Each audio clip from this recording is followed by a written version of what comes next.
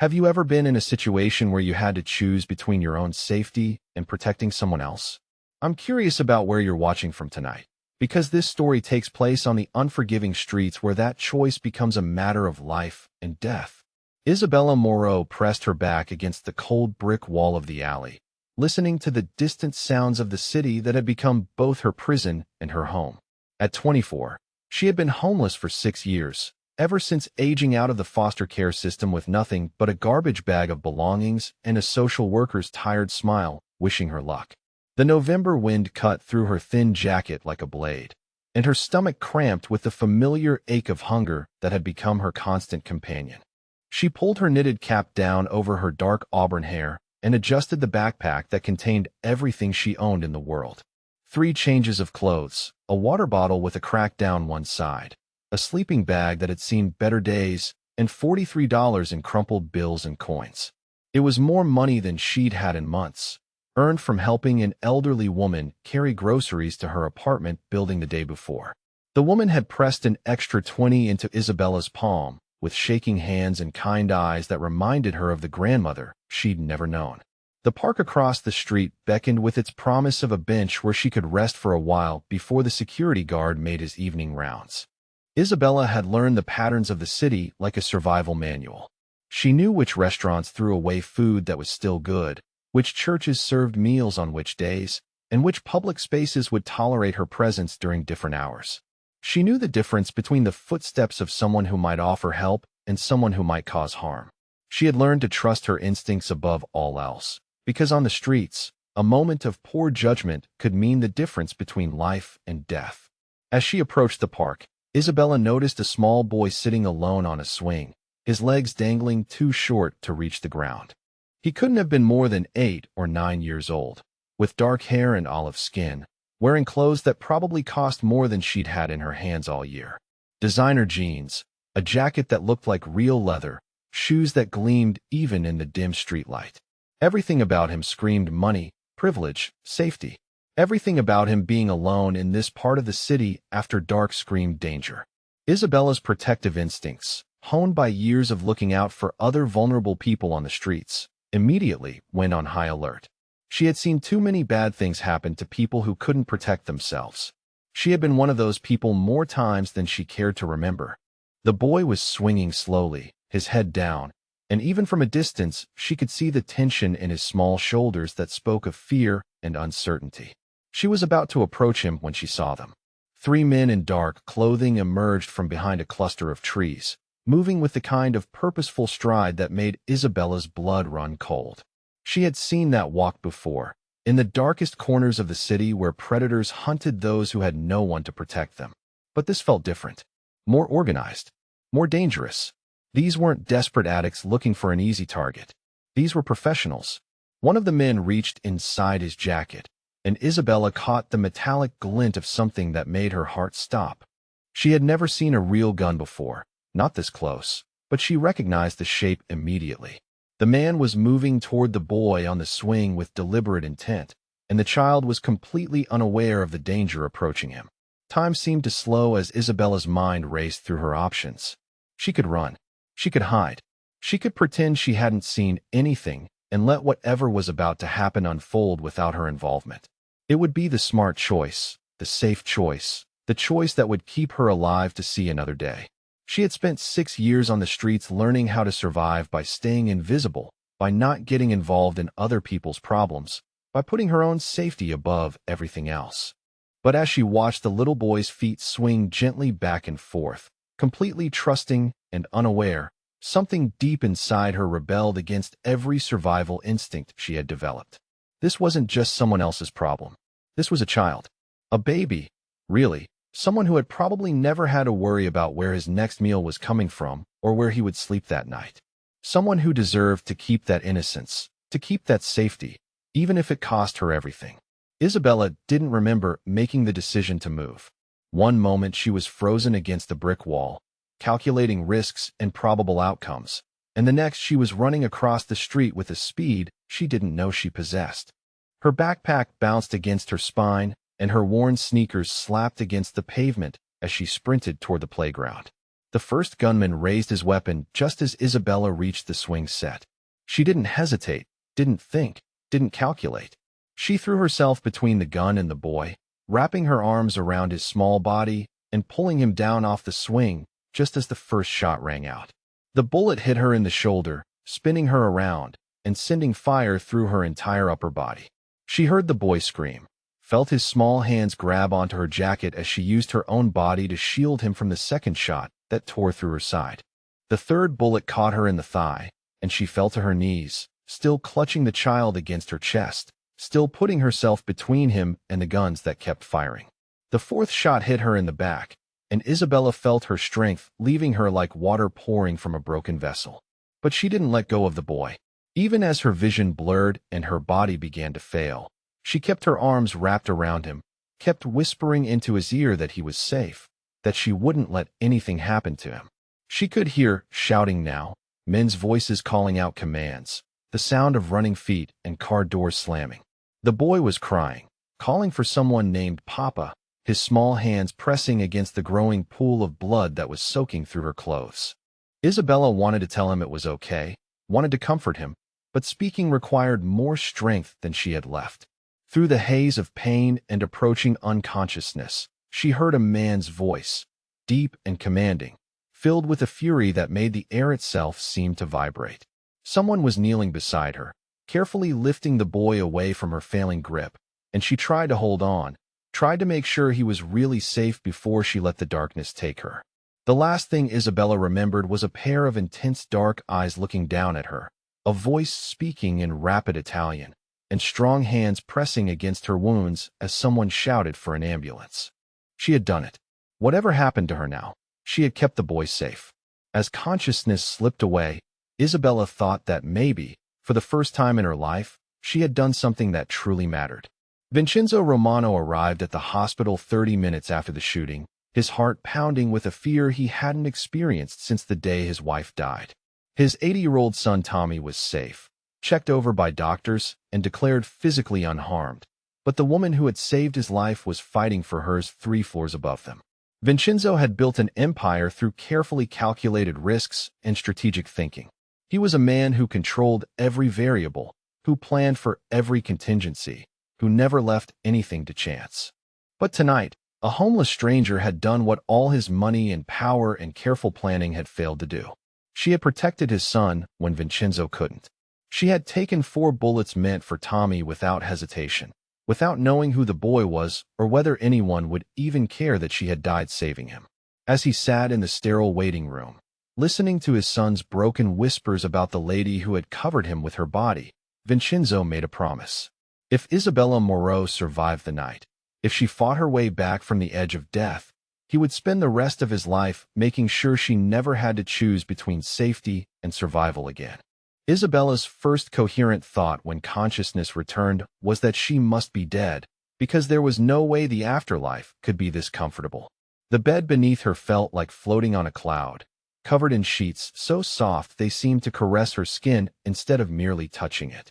The pillow under her head was perfectly positioned to support her neck, and she could feel the gentle warmth of sunlight streaming through what had to be enormous windows. She tried to sit up and immediately regretted it as pain shot through every part of her body, reminding her with brutal clarity that she was very much alive. Her shoulder felt like it was on fire, her side ached with each breath, and her leg throbbed with a deep, persistent pain that made her stomach turn. But she was breathing. She was thinking. She was here, wherever here was. As her vision cleared, Isabella took in her surroundings with growing confusion and disbelief. She was in a bedroom that was larger than any entire apartment she had ever lived in, with cream-colored walls, elegant furniture that looked like it belonged in a museum, and artwork that probably cost more than most people made in a year. The bed she was lying in was massive, with a carved wooden head frame that reached nearly to the ceiling. Through the floor-to-ceiling windows, she could see manicured gardens stretching as far as her eyes could focus. This couldn't be a hospital.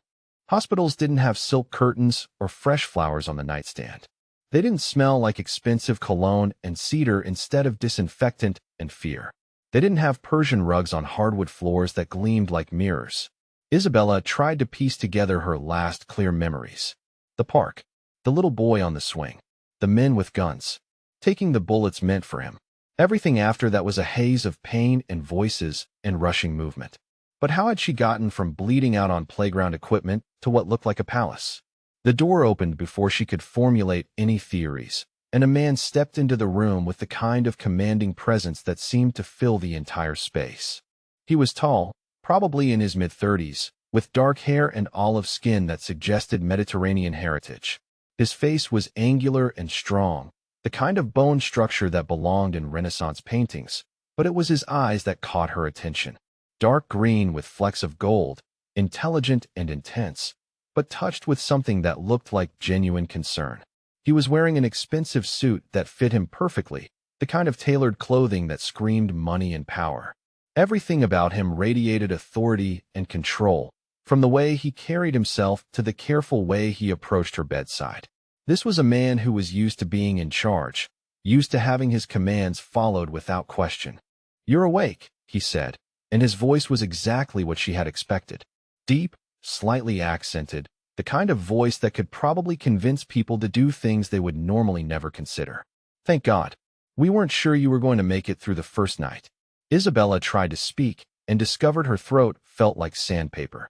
The man immediately reached for a glass of water on the nightstand, holding it carefully to her lips while she took small sips. The simple act of kindness was so unexpected that tears pricked at her eyes. "Where am I?" she finally managed to whisper. "My home," he replied, settling into a chair beside the bed that looked like it cost more than she had ever owned in total. "You've been here for 5 days. The doctors said it was too dangerous to move you to a hospital after the surgery, so I had them bring everything here instead." Surgery. That explained the bandages she could feel covering various parts of her body and the persistent ache that seemed to reach into her bones. "Who are you?" she asked, though she suspected she already knew. "Vincenzo Romano," he said. "The little boy you saved is my son, Tommy. The doctors tell me you took 4 bullets that were meant for him. They also tell me that without your intervention, he would be dead right now." The weight of what he was saying settled over Isabella like a heavy blanket. She had heard the name Romano whispered in certain circles on the streets, always with a mixture of fear and respect. Everyone knew that the Romanos controlled significant portions of the city's underground economy, that crossing them was a death sentence, that they had enough money and influence to make problems disappear permanently.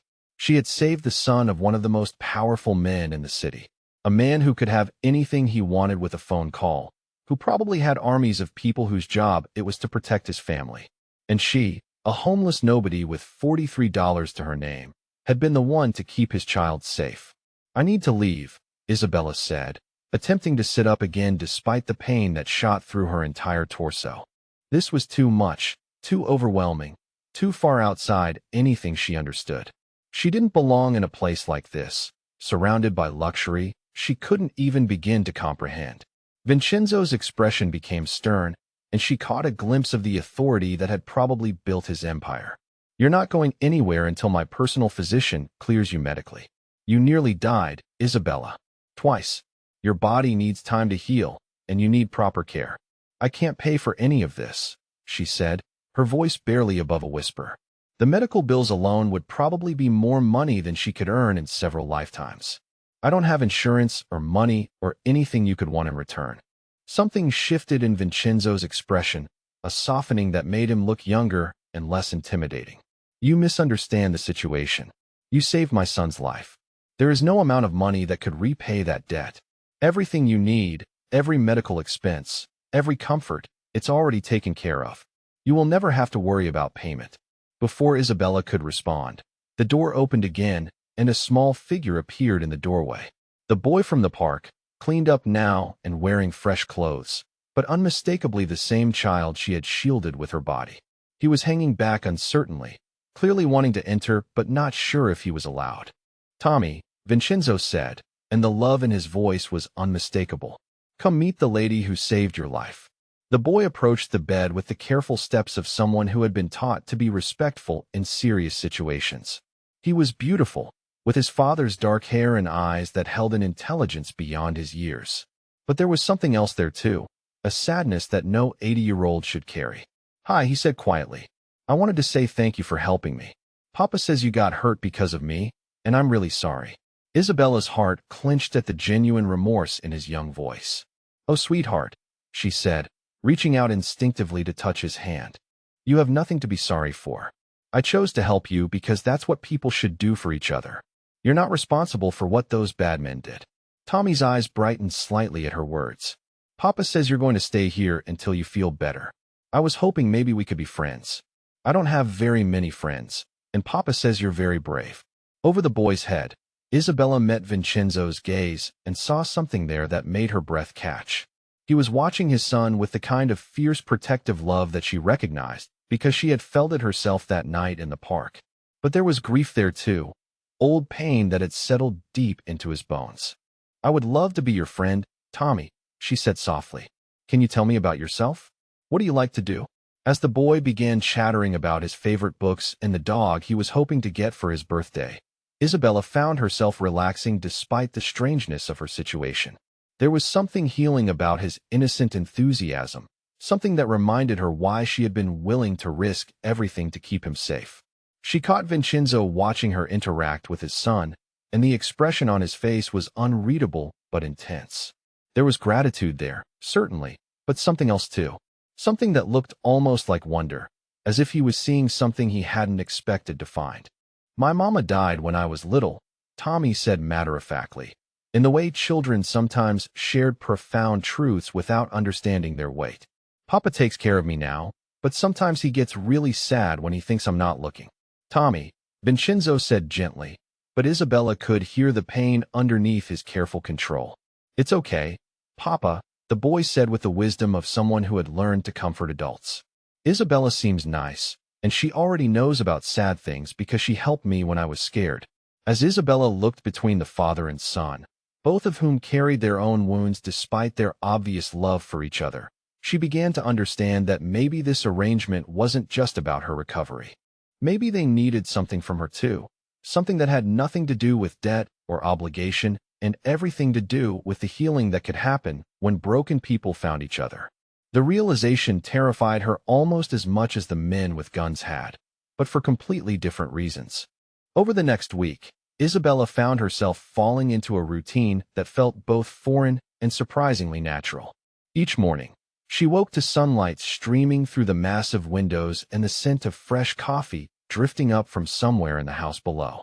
A woman named Rosa, who appeared to be part housekeeper and part guardian angel, would bring her breakfast on elegant china that probably cost more than Isabella had ever owned. But it was the evenings that began to matter most. After Tommy finished his homework with a private tutor, the three of them would share dinner in a dining room that could have seated 20, but felt intimate when it was just the three of them at one end of the long mahogany table. Tommy would chatter about his lessons or the books he was reading, his excitement infectious as he shared his 80-year-old perspective on everything from ancient Rome to the life cycle of butterflies. Vincenzo would listen to his son with the kind of focused attention that Isabella had rarely seen between parents and children, asking thoughtful questions and offering gentle corrections when needed. But she noticed how his eyes would sometimes drift to her, watching her reactions to Tommy's stories, studying her face when she laughed at something particularly amusing the boy had said. Isabella found herself treasuring these moments in ways that surprised her. She had spent so many years focused purely on survival that she had forgotten what it felt like to simply enjoy another person's company without calculating what they might want from her or how their presence might threaten her safety. Here, surrounded by luxury she still couldn't quite believe was real, she was discovering what it meant to feel genuinely welcome somewhere. It was during one of these dinners that Tommy asked the question she had been dreading. Isabella, where did you live before you came here? He asked with the innocent directness that only children possessed. She glanced at Vincenzo, who was watching her carefully but not interrupting. She could lie, could make up some story about an apartment or a house somewhere. But looking at Tommy's trusting face, she found she couldn't bring herself to be anything less than honest. I didn't have a house, sweetheart, she said gently. I lived on the streets. Tommy's eyes widened with confusion rather than judgment. What does that mean? It means I didn't have a home or a bed or a kitchen like this one, Isabella explained, her voice steady despite the old shame that tried to creep up her throat. I slept outside sometimes. or in shelters when there was room. I carried everything I owned in a backpack. But why? Tommy asked, and the genuine puzzlement in his voice made Isabella's chest tight. Didn't you have a family? Isabella felt Vincenzo's attention sharpen, though he remained silent. This was a conversation she had never had with anyone, let alone a child, but something about Tommy's innocence made it feel safe to share truths she normally kept locked away. I grew up in foster care, she said, choosing her words carefully. That means when children don't have families who can take care of them, they live with other families temporarily. But when you turn 18, you have to leave, even if you don't have anywhere else to go. That's not fair, Tommy said with the absolute moral clarity that children possessed. Everyone should have a home. You're right, Isabella agreed, touched by his immediate empathy. It's not fair. But sometimes life isn't fair, and we have to figure out how to be okay anyway. After dinner, when Tommy had been tucked into bed with a story and 3 separate reassurances that both his father and Isabella would be there in the morning, Vincenzo found Isabella in the library that had become her favorite room in the house. She was curled up in a chair by the fireplace, a book in her lap, but her attention focused on the flames dancing in the hearth. He's going to ask more questions, Vincenzo said, settling into the chair across from her with a glass of wine. Tommy doesn't understand how someone could have no family, no safety net. It's outside his experience. That's good, Isabella replied. Children should feel secure. They should believe that the adults in their world will always take care of them. Like you did for him, Vincenzo observed quietly. Isabella looked up from the fire to meet his gaze, surprised by the intensity she found there. I couldn't let someone hurt him. He was just a little boy, and those men, they didn't care about anything except whatever they came there to do. You could have been killed, Vincenzo said, and she could hear something like awe in his voice. You were homeless, alone, with no one to miss you if you died. You could have walked away and no one would have blamed you. But you didn't hesitate. Isabella considered this, trying to articulate something she had never really examined before. When you don't have anything, when you live each day not knowing if you'll survive it, you learn that sometimes the only thing you can control is whether you do the right thing when it matters. I couldn't live with myself if I had let someone hurt him. Vincenzo was quiet for a long moment, studying her face in the firelight. Tommy's mother would have done the same thing, he said finally. Maria was fierce when it came to protecting people she cared about, even strangers. She used to volunteer at women's shelters, donate money to homeless services. She said everyone deserved safety and dignity, regardless of their circumstances. Isabella felt something shift in the air between them, a new level of intimacy that came from sharing memories of loss. How did she die? She asked gently. Cancer, Vincenzo replied, his voice carefully controlled. She fought it for 2 years, underwent every treatment available. Tommy was only 5 when we lost her. He doesn't remember much about being sick, which I'm grateful for, but he remembers her love. I'm sorry, Isabella said, and meant it. She could see the grief in the way Vincenzo's shoulders carried themselves, in the careful way he spoke about his wife, in the fierce protectiveness he showed Tommy. She was the only person who knew everything about my business and stayed anyway, Vincenzo continued, surprising Isabella with his openness. Maria understood that I wasn't a good man in the traditional sense, that I made choices other people might consider morally questionable. But she also knew that I had my own code, my own lines I wouldn't cross. Isabella felt her pulse quicken as she realized what he was telling her, what he was trusting her with. You're telling me because you want me to understand what kind of man you are. I'm telling you because you've already seen the most important thing about me, Vincenzo said, leaning forward slightly. You've seen how much I love my son, how far I'll go to protect him. Everything else is just details. The air between them seemed to thicken, charged with an awareness that Isabella had been trying to ignore since she first saw him in her hospital room. Vincenzo was devastatingly attractive in a way that went far beyond his physical appearance. There was something magnetic about his presence, something that drew her in despite every instinct that told her to maintain distance. She was acutely aware of how he looked in the firelight, the way the flames cast shadows across his strong features, the way his eyes seemed to see straight through to parts of her she usually kept hidden. When he spoke about his love for Tommy, his voice took on a quality that made something warm unfurl in her chest. This was dangerous territory, she knew. She was a homeless woman who had been surviving on the streets for 6 years, and he was a man who owned mansions and commanded respect through fear. Even if there was attraction between them, even if she was beginning to care about both him and Tommy more than was wise, there was no future in it. But as Vincenzo reached across the space between them to take her hand, his fingers warm and sure against hers, Isabella found it increasingly difficult to remember why she should maintain distance. Over the following days, their evening conversations became a ritual that Isabella looked forward to with an intensity that surprised her. They would talk about books, about Tommy's education and future, about Isabella's dreams from before life had taken such a hard turn. Gradually, she found herself sharing more of her story, telling him about the foster families who had tried their best but couldn't keep her, about the social workers who had prepared her for independence, but not for just how brutal it could be.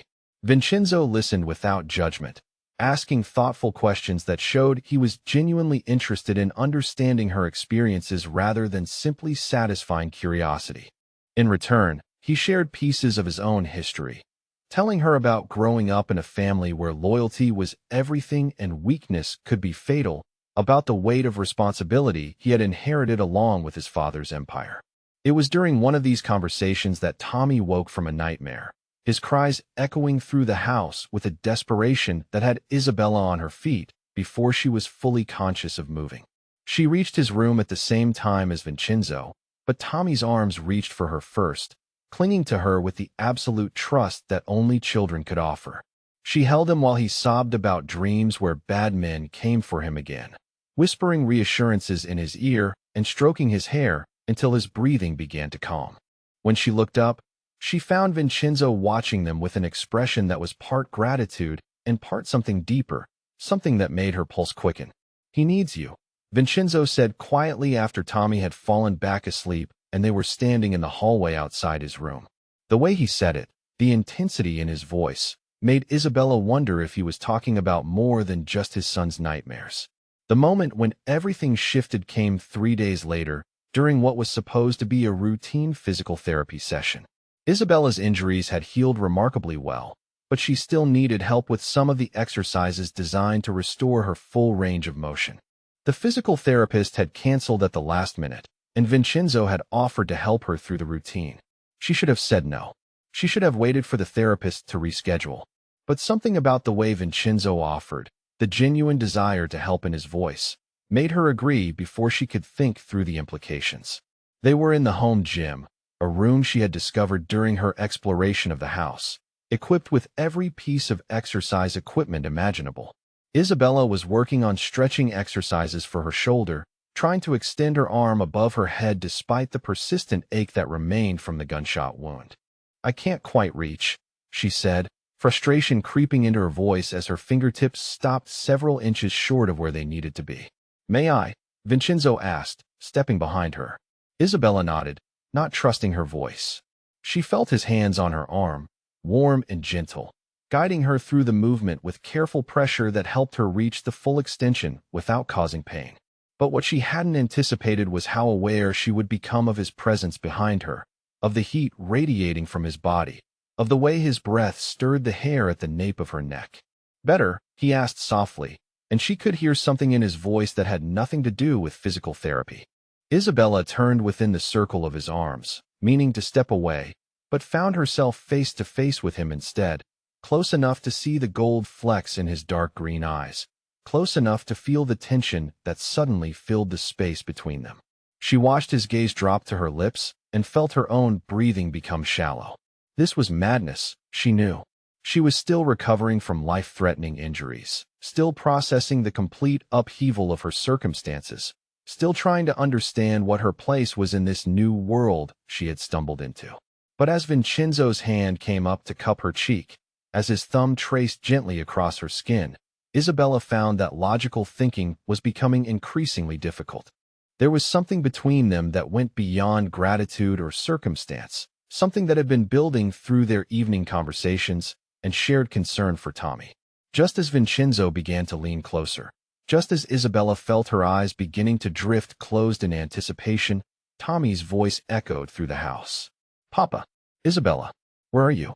They sprang apart like teenagers caught by disapproving parents. and Isabella felt heat flood her cheeks as the reality of what had almost happened settled over her. Vincenzo ran a hand through his hair, his expression rueful but not regretful. "We should go see what he needs," Vincenzo said, but his eyes remained on her face. "Yes," Isabella agreed, though her voice came out slightly breathless. "We should." As they made their way toward Tommy's voice, Isabella couldn't help but wonder what would have happened if they hadn't been interrupted. More importantly, she was beginning to realize that she very much wanted to find out. 3 weeks after the shooting, Isabella's medical clearance arrived in the form of Dr. Martinez declaring her fully healed and capable of resuming normal activities. She stared at the official paperwork in her hands, the words blurring slightly as the reality of what this meant settled over her like a heavy blanket. She was healthy. She was strong. There was no medical reason for her to remain in Vincenzo's home any longer. The thought of leaving should have brought relief. For 6 years, independence had been her only goal, the thing that kept her moving forward when everything else seemed hopeless. She had survived on the streets by relying on no one but herself, by never allowing herself to become too comfortable or dependent on temporary kindness. But as she sat in the library that had become her sanctuary, surrounded by thousands of books and the lingering scent of the fire that was lit each evening, Isabella discovered that the idea of walking away from this life, from this family, felt like tearing her own heart out. She had fallen in love with the rhythms of this house, with the way Tommy burst into rooms with 80-year-old enthusiasm, with the quiet moments she shared with Vincenzo over morning coffee before the rest of the world woke up. She had fallen in love with feeling safe, with having a place where she belonged, with being wanted rather than simply tolerated. Most dangerously of all, she was beginning to realize she had fallen in love with Vincenzo himself. The man was unlike anyone she had ever met, a fascinating contradiction of gentleness and strength, of protective instincts and carefully controlled power. She had watched him handle business calls where his voice carried the kind of authority that made people scramble to obey his instructions, then turn immediately to Tommy with infinite patience to help with a difficult math problem. She had seen him exercise in the home gym, his movements precise and deadly, a reminder of the dangerous world he navigated daily, then watched him read bedtime stories with voices for all the characters that made Tommy giggle with delight. Isabella knew she was being foolish. She was a homeless woman with no education beyond high school, no job skills beyond survival, no money or connections, or anything valuable to offer a man like Vincenzo Romano. He had been kind to her out of gratitude and perhaps genuine care, but that didn't mean he wanted her to stay permanently. She was someone he had rescued, not someone he had chosen. But even knowing all of this, even understanding that leaving was the logical choice, Isabella found herself hoping desperately that someone would give her a reason to stay. That evening, during their usual post-dinner conversation, Vincenzo seemed unusually quiet. Tommy had gone to bed earlier than normal, tired from a full day of activities, leaving them alone in the living room with only the soft crackling of the fireplace breaking the silence. Isabella could feel tension radiating from Vincenzo, could see something working behind his carefully controlled expression. "The doctor says you're fully recovered," he said finally, his voice carefully neutral. "Yes," Isabella replied, her heart beginning to pound. "I received the official clearance today." Vincenzo was quiet for a long moment, staring into the fire with an intensity that suggested he was wrestling with something significant. When he finally spoke, his words were not what she had been expecting. "I don't want you to leave." The simple statement hung in the air between them, loaded with implications that made Isabella's breath catch. She had been hoping for this, dreaming of it, but hearing him actually say the words felt surreal. "Vincenzo," she began, but he held up a hand to stop her. "Let me finish," he said, turning to face her fully. "Over the past few weeks, you've become part of this family in ways I didn't expect. Tommy adores you, trusts you in a way he hasn't trusted anyone since his mother died. And he paused, running a hand through his hair in a gesture she had come to recognize as a sign of vulnerability.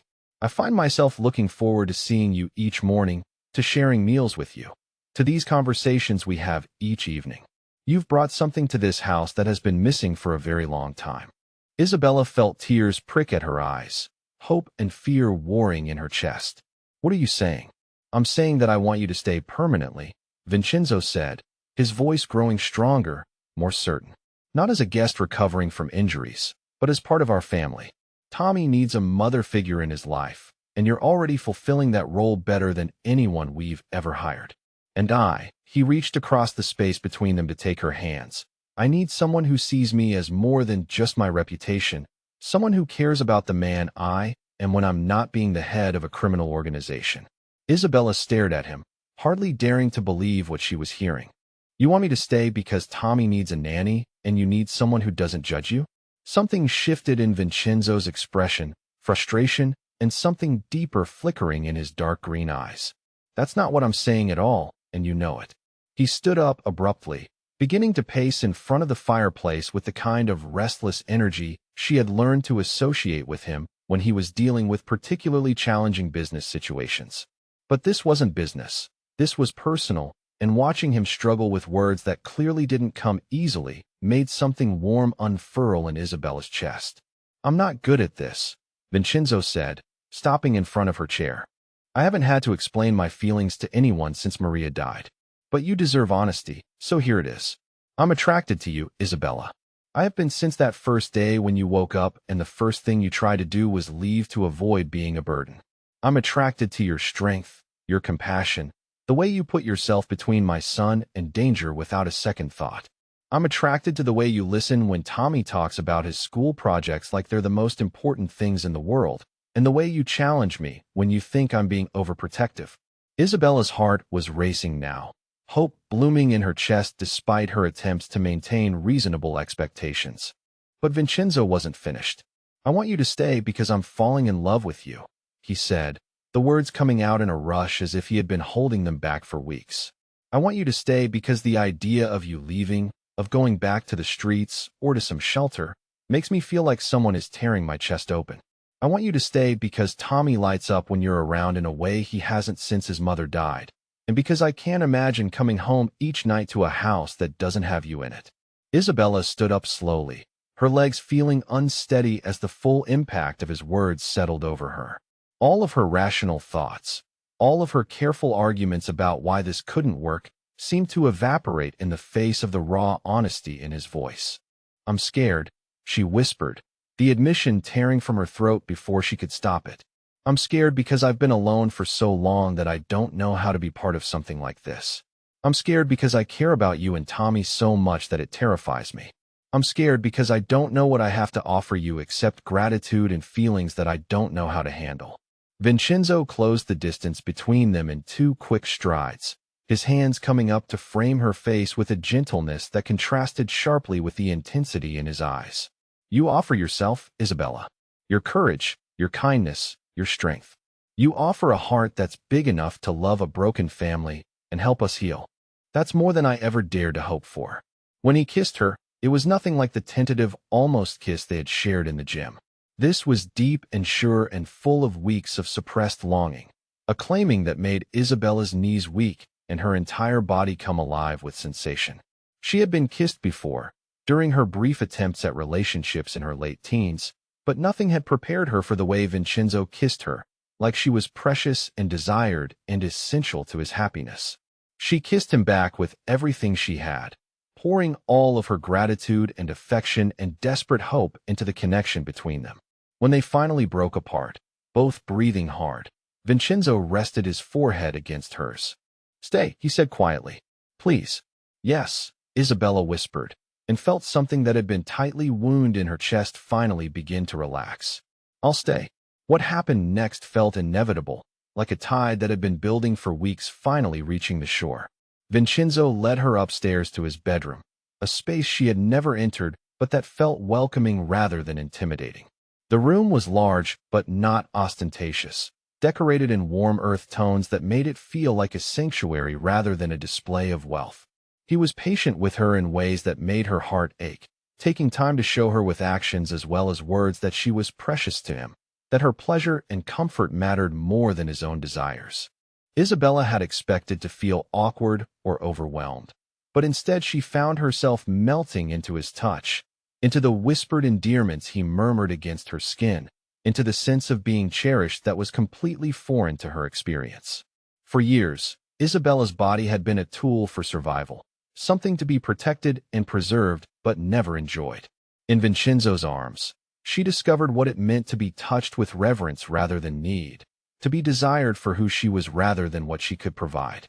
When he told her she was beautiful, when he traced the scars from her gunshot wounds with gentle fingers and called her his brave girl, Isabella felt pieces of herself that had been broken for years beginning to heal. Afterwards, as they lay entwined in the dark, Vincenzo traced patterns on her bare shoulder and spoke quietly about the future he wanted to build with her, about the family they could be together. Isabella listened with her head on his chest, feeling safer and more content than she had ever imagined possible. "I love you," she whispered into the darkness, the words feeling both terrifying and necessary. "Ti amo anch'io, bella mia," Vincenzo replied, his voice rough with emotion. "I love you too, my beautiful girl." They might have stayed lost in their private world indefinitely if Vincenzo's phone hadn't buzzed with an urgent message that made his entire body tense against hers. Isabella felt the shift immediately, the way his attention sharpened and his protective instincts kicked in a high alert. "What is it?" she asked, though part of her didn't want to know. Vincenzo sat up, reaching for his phone with movements that had become suddenly efficient and deadly serious. As he read the message, Isabella watched his expression transform from post-intimacy softness to the kind of cold calculation she had only glimpsed before. "We have a problem," he said, already reaching for clothes. "The Torinos know about you. They know that you're important to me, and they're planning to use that information." Isabella felt ice form in her veins. The Torinos were another family, rivals who had been testing Vincenzo's territory for months according to conversations she had overheard. If they knew about her, if they understood that hurting her would hurt him, then she had become a liability. "I should leave," she said, sitting up and reaching for her own clothes. "If they know about me, if my being here puts you and Tommy in danger, then I should go."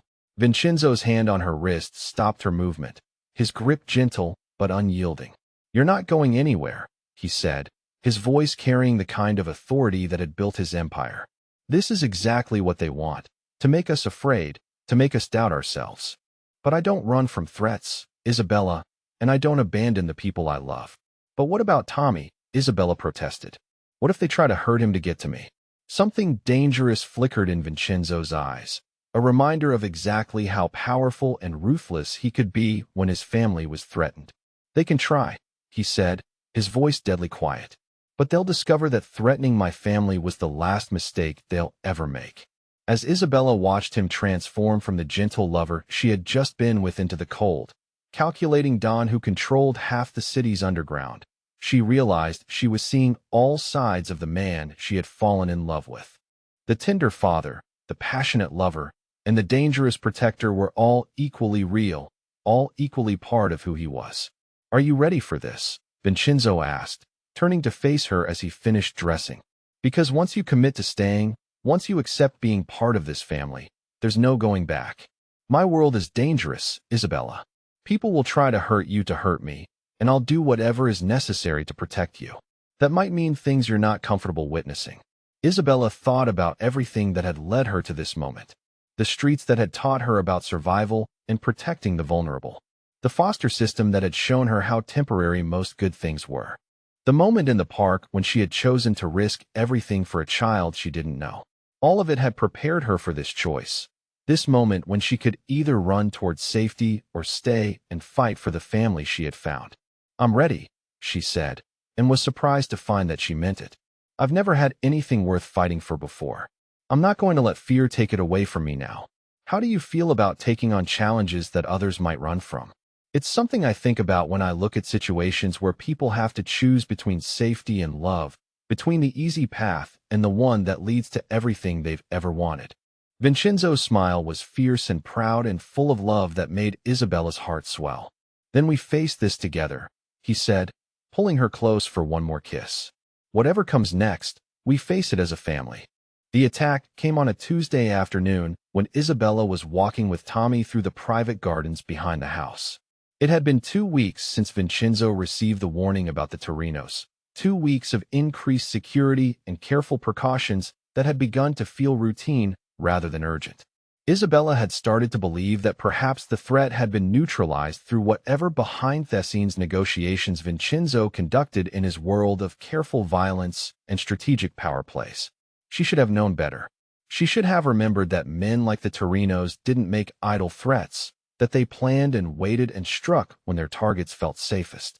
Tommy was showing her his favorite climbing tree, chattering excitedly about the bird's nest he had discovered in the upper branches, when Isabella caught movement in her peripheral vision that made every survival instinct she had developed over 6 years on the streets scream warnings. 3 men in dark clothing were approaching from different angles, moving with the kind of purposeful coordination that left no doubt about their intentions.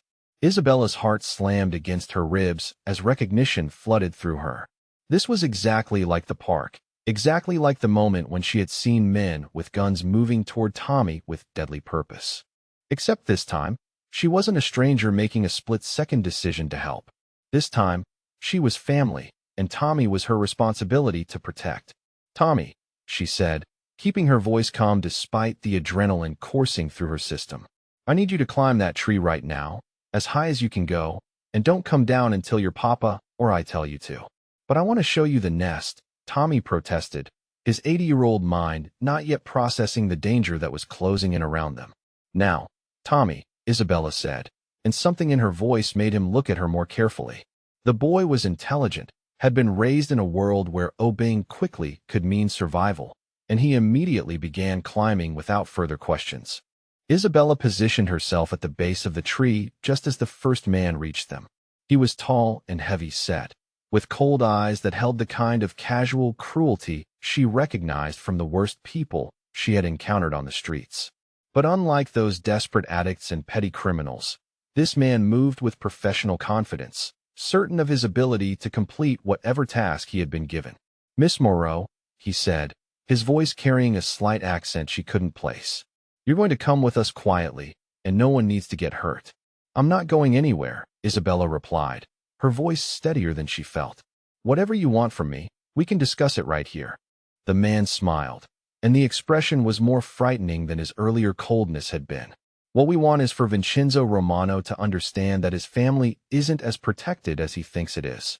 You're going to help us deliver that message." Isabella glanced up at Tommy, who had reached the first major branch and was continuing to climb, his small hands finding purchase with the confidence of frequent practice. "Good boy," she thought. "Get as high as you can, stay hidden, stay safe."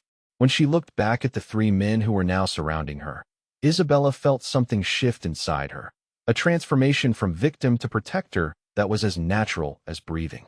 For 6 years, she had used her intelligence and instincts to keep herself alive in dangerous situations.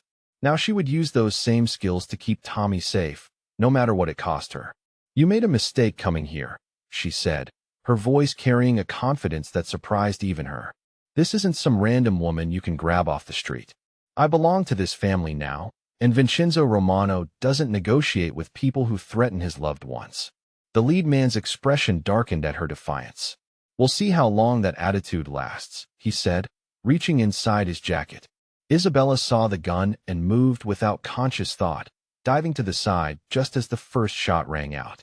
She felt the bullet graze her arm, a burning line of pain that was nothing compared to what she had survived before. But this time, she wasn't going to passively take whatever violence these men wanted to inflict. This time, she was going to fight back. She rolled behind a stone garden bench, using it as cover while she quickly assessed her options. Tommy was high enough in the tree to be relatively safe from stray bullets, but she could hear him calling for her, fear evident in his young voice. The men were advancing on her position, but they seemed reluctant to fire wildly in a residential area where the sound might attract unwanted attention. Isabella's mind raced through everything she had learned about the house's security system, about the panic buttons that were installed in various locations throughout the property, about the armed guards who patrolled the perimeter. She needed to get to one of those buttons, needed to alert the security team, needed to buy time until help arrived. But first, she needed to get these men away from Tommy.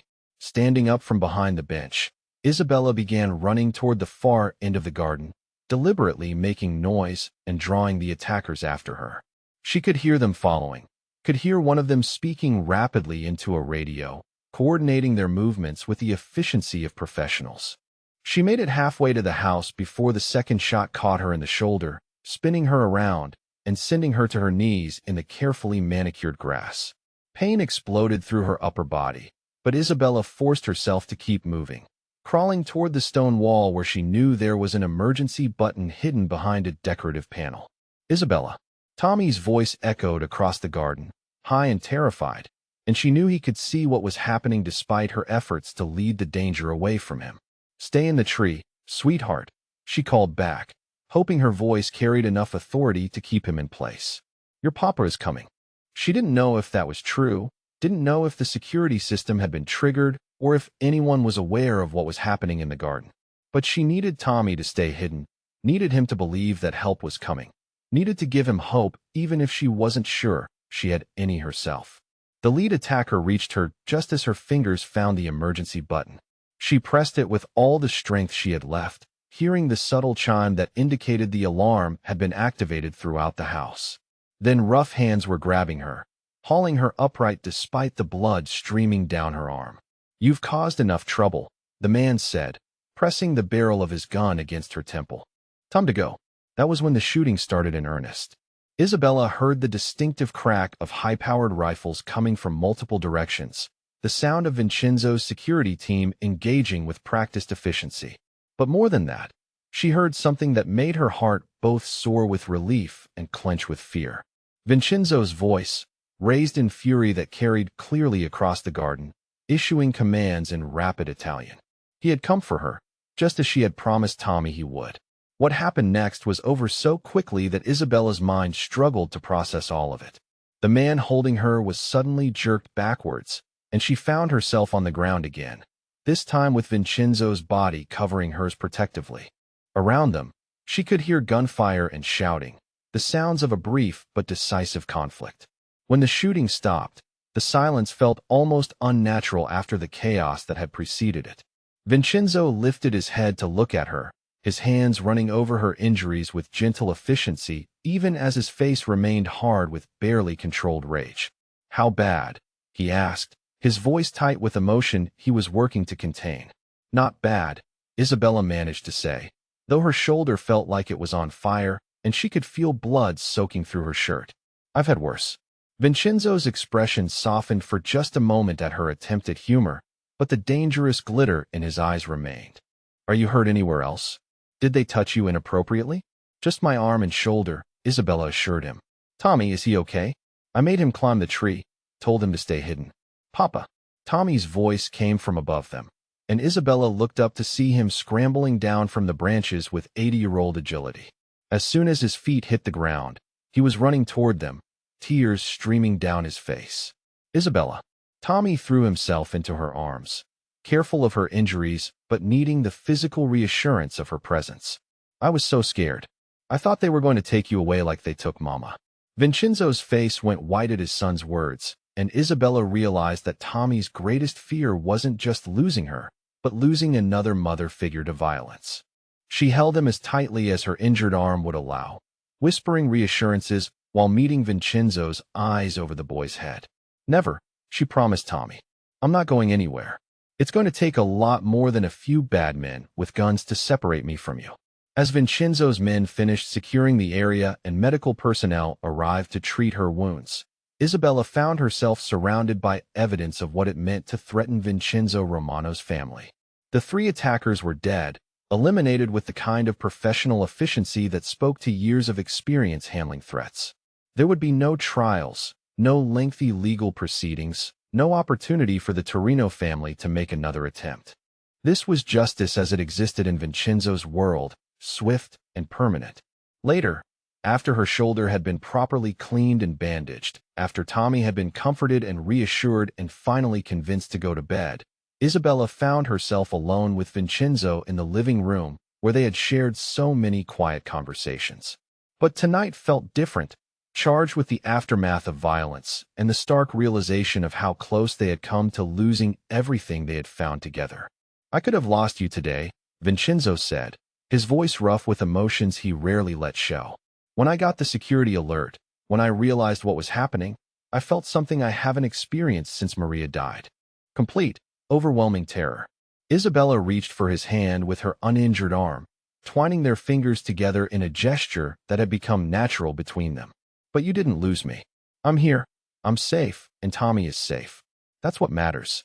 Vincenzo was quiet for a moment, staring down at their joined hands.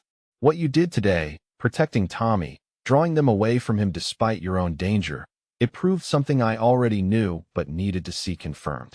What's that? Isabella asked. That you're not just someone I care about, someone I want to protect, Vincenzo said, meeting her eyes with an intensity that made her breath catch.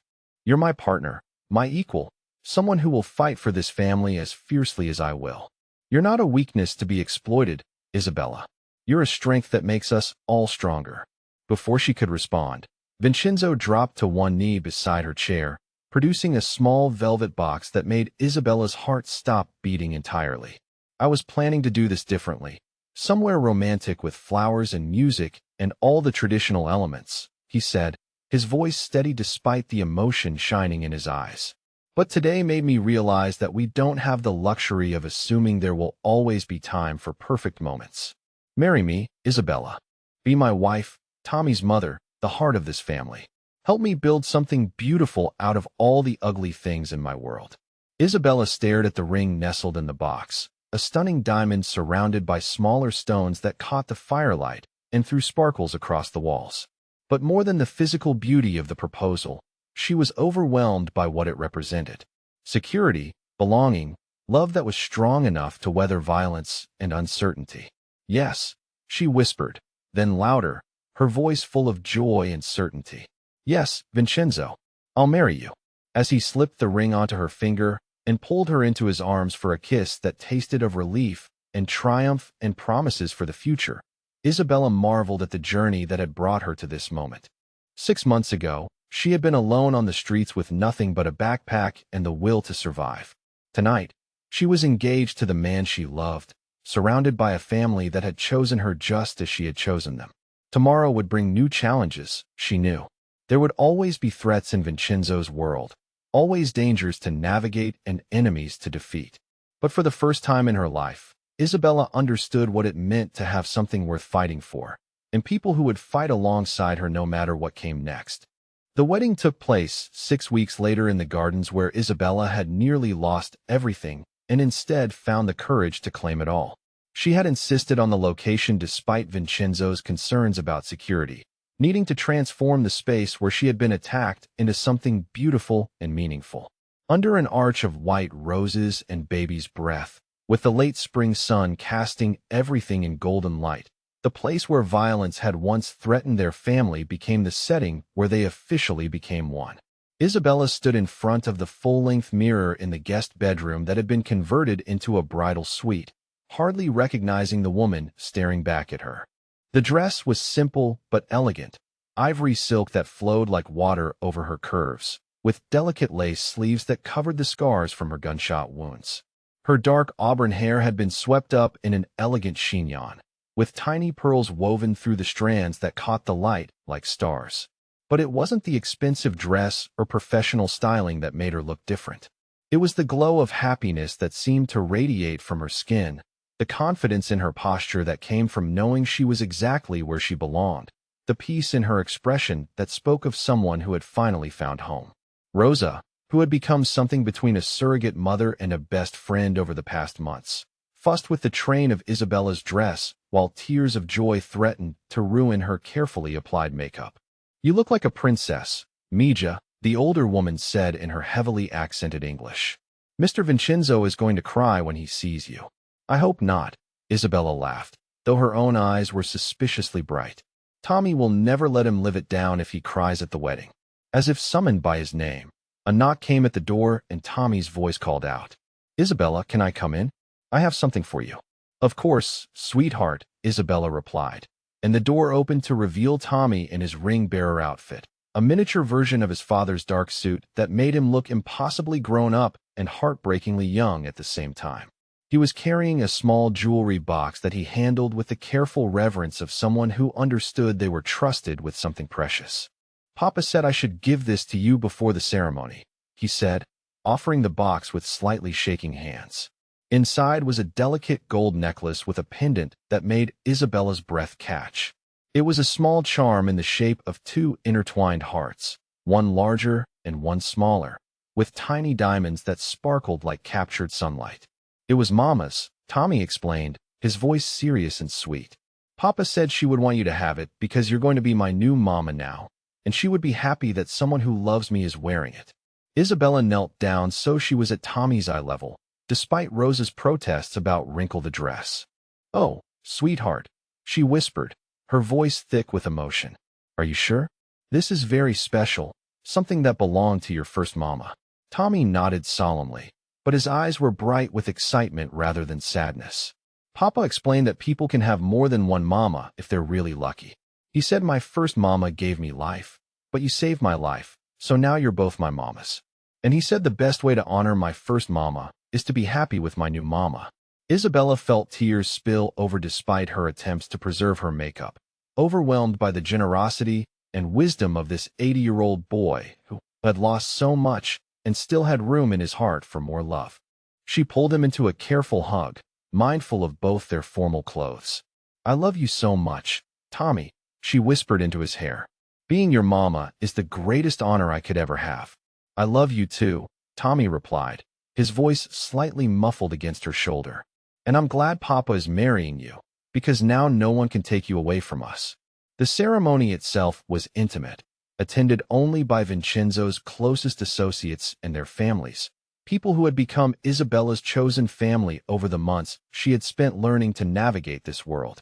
She walked down the makeshift aisle alone, having no father to give her away, but feeling supported by the warm smiles and genuine affection of the people who had welcomed her into their community.